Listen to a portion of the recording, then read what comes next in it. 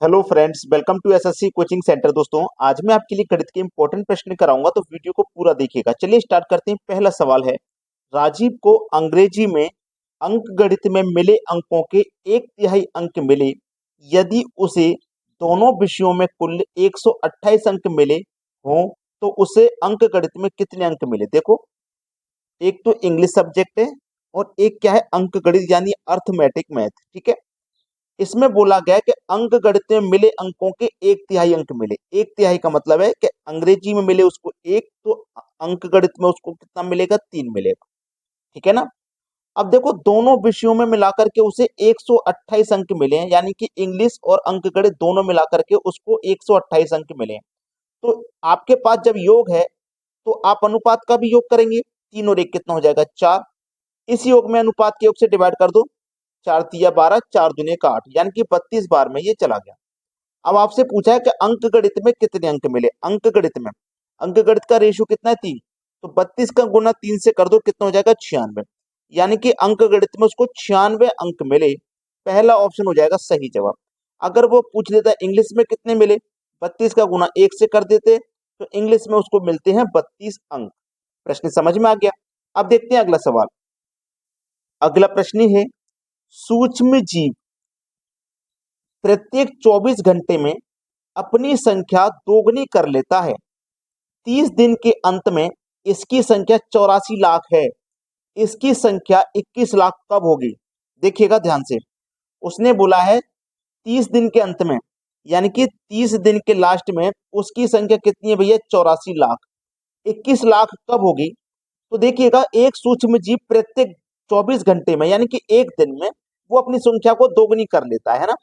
जब 30 दिन में 84 लाख है तो 30 से एक दिन पहले यानी 29वें दिन कितनी होगी, 84 का आधा होगी, यानी कि 42 लाख। क्योंकि एक दिन में डबल कर रहा है ना वो। 29 लाख 29 दिन में 42 लाख थी। जैसे ही वो 30 दिन में पहुंचा उसने अपनी संख्या डबल कर ली, 84 कर ली। अगर वो 28वें दिन पे होगा तो इसकी संख्या कितनी हो जाएगी, आधी 42 की आधी 21, यानी कि 28 दिन में कितनी होगी, 21। फिर अगले दिन उसने डबल कर दी, फिर अगले दिन उसने डबल कर ली। वो दोगुनी कर रहा है ना। तो हमसे तो पूछा था 21 लाख कब होगी, ये होगी 28 दिन में। ठीक है, 28 दिन में, यानी कि सी ऑप्शन है सवाल का बिल्कुल सही जवाब। अब देखेंगे अगला प्रश्न।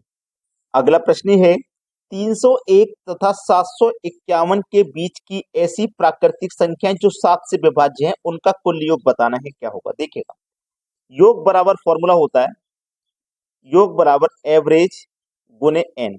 तो आपको एवरेज भी निकालना है और नंबर भी निकालना। तो सबसे पहले आपको एवरेज निकालना है। एवरेज कैसे निकालते हैं, याद रखें, first plus last, first plus last divided by 2।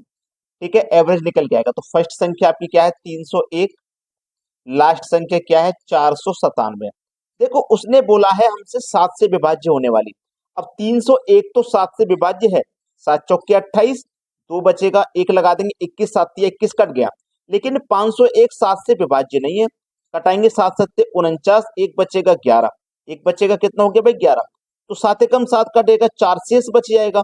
तो 501 में से 4 शेष बच जाएगा, तो 4 से 97 ही तो कटेगा आपका। तो 7 से विभाज्य होने वाली हमको लेनी है। ठीक है, 7 से विभाज्य होने वाली अंतिम संख्या 497 है। 2 से करो इसको डिवाइड। ठीक है, अब दोनों को जोड़ के 2 से डिवाइड कर दीजिए। दोनों को जोड़ेंगे तो यह आ जाएगा 798। 798, 2 से कर दो डिवाइड। ठीक है, तो ये कितना आ जाएगा, 399। ठीक है, ये तो हो गया आपका एवरेज। एवरेज हो गया आपका 399। अब निकालना है नंबर। तो नंबर ऑफ टर्म कैसे निकालते हैं भैया, लास्ट माइनस फर्स्ट। ठीक है, डिवाइडेड बाई आपका डिफरेंस प्लस 1, ऐसे निकालते हैं। ठीक है, ऐसे निकालते हैं। चलिए निकाल लीजिए number. Last minus first, last क्या है, 497 में से फर्स्ट माइनस कर दो 301 को। तो 7 में से 1 जाएगा, 6 बचेगा। 9 में से 0 जाएगा, 9 बचेगा। 4 में से 3 जाएगा, 1 बचेगा। 196 को 7 से भाग दे दीजिए, कितनी बार में कट जाएगा, ये 28 बार में कट जाएगा। 28 बार में आ गया इसका, और इसमें प्लस 1 दिया गया, प्लस 1 कर दो। ठीक है, कितने हो गए, 29। तो नंबर कितना हो गया भैया, 29 हो गया। अब इन दोनों का मल्टीप्लाई आपको करना है। 399 इंटू इस 29 को आप क्या लिख सकते हो, 30 माइनस 1 लिख सकते हो। ठीक है, लिख सकते हैं आसानी से, कोई परेशानी नहीं है इसमें। लिख लिया हमने। अब देखिए 399 का गुना 3 से करो, ये 0 आ जाएगा पहले लास्ट में। 3 निम 27 का 7 हासिल लग गए तो 3 निम 27 में हासिल के 2 जोड़ दो 29, फिर से हासिल के 2, 3 तिया 9 हासिल के 2 11। अब माइनस 399 का गुना 1 से करो तो 399 ही रहेगा। अब इसमें से 399 आपको घटा देना, ठीक है। 10 में से 9 जाएगा, 1 बचेगा, यहाँ 6 बचा। 16 हो गया, 16 में से 9 जाएगा भाई, 16 में से 9 जाएगा तो यहाँ पे बचेगा 7।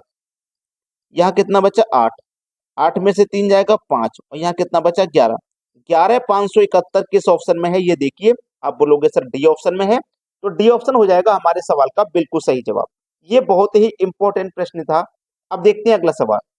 अगला प्रश्न है, भैंसों तथा बत्तखों के समूह में सिरों की संख्या के 2 गुने से 24 अधिक पैर हैं, भैंसों की संख्या समूह में कितनी है। देखो आपको भैंसें नहीं पता कितनी है, नहीं पता तो एक्स मानिए, बत्तख भी नहीं पता कितनी है, नहीं पता वाई मानिए, सिर भी नहीं पता कितने हैं तो आप उसे जेड मानिए, ठीक है।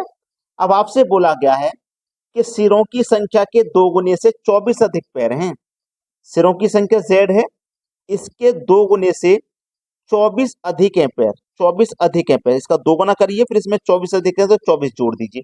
समझ में आ गया ना, अब कॉन्सेप्ट क्लियर है, प्रश्न को आसानी से बना लिया जाएगा, ठीक है। तो यहाँ पे लिखिए 2x, ठीक है, क्योंकि हमसे क्या बोला है, सिरों की संख्या के 2 गुने से, तो भैंस के जितने भी सिर होंगे उसका 2 गुना करेंगे, प्लस बतख के जितने भी सिर होंगे उसका भी 2 गुना हो जाएगा, प्लस का 2 गुना, बराबर कितना है 2z, क्योंकि सिर भी आपके 2 गुना है। अब हमसे बोला गया, ध्यान दीजिए कि 2 गुने से 24 अधिक पैर हैं, तो यहां से आप 2 गुना करिए तो 4x हो जाएगा, प्लस का 2y, बराबर के 2 गुने सिर से 24 अधिक पैर हैं। यही तो प्रश्न में कहा गया है, ठीक है। देखिएगा ये माइनस रहेगा यहाँ पे, एक प्लस का और एक माइनस का रहेगा, ठीक है। तो ये कट जाएगा, z से z कट जाएगा आपका, ठीक है। अब देखिएगा ये कट गया, 2 से 4 कट जाएगा 2 बार में, 2 से 2 कट जाएगा, तो ये आपके पास बचा 2x, बराबर इधर बचा है 24, 2 से 24 कट जाएगा 12 बार में, x की वैल्यू आ गई 12। तो हमसे पूछा था समूह में कितनी भैंसें हैं, भैंस मतलब x, x का मान निकल के आ गया 12, इसका मतलब समूह में 12 भैंसें हैं। समझ में आ गया सभी को। अब देखेंगे अगला प्रश्न। अगला प्रश्न है, ऊंट के एक झुंड का 1/4 जंगल में देखा गया, झुंड के वर्गमूल का 2 गुना पहाड़ों पर चला गया, शेष 15 ऊंट नदी के किनारे देखे गए, बताइए कुल ऊंटों की संख्या कितनी है। अब अगर आप ऑप्शन पे नजर डालेंगे तो मुझे एक सी ऑप्शन ऐसा नजर आ रहा है जो परफेक्ट वर्गमूल होता है भाई, जिसका परफेक्ट वर्गमूल होता है, मुझे एक ऑप्शन ऐसा नजर आ रहा है 36, तो मैं इसी को सही करूंगा, पहले चेक कर लेता हूं। मैंने मान लिया 36 ऊंट है टोटल, ठीक है। अब एक झुंड में 36 ऊंट है जिसका 1/4, यानी कि 36 का 1/4 जंगल में देखा गया, तो कितना देखा गया, 4 निम 36, 9 एकम 9, मतलब 9 ऊंट जंगल में देखे गए, ठीक है। ठीक है, यहां तक क्लियर हो गया।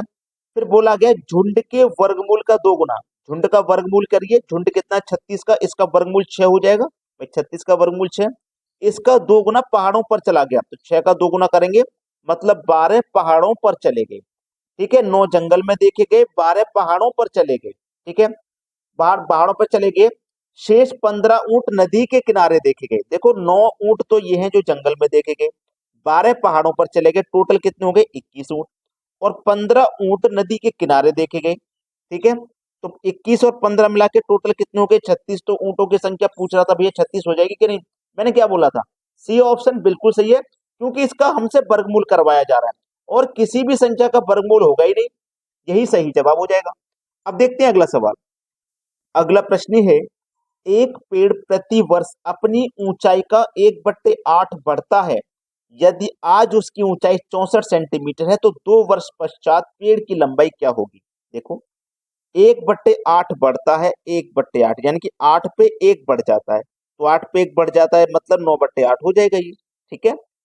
उसकी आज ऊंचाई कितनी है 64, बढ़ कितना जाता है 9/8, 2 साल की बात है, इसी का मल्टीप्लाई 2 बार कर दीजिए, 8 और गुने 8 मतलब 64, 64 से कट गया 64, 9 का गुना 9 से कर दो, कितना हो जाएगा भैया 81 सेंटीमीटर।